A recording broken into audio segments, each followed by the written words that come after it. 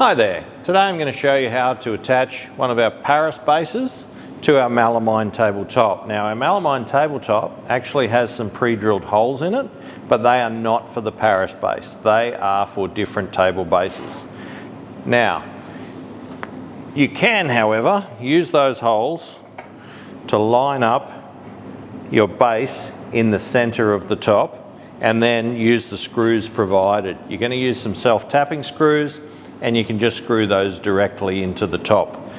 So you have 8 and make sure that you do all 8. And that's how you attach a Paris base to a melamine tabletop.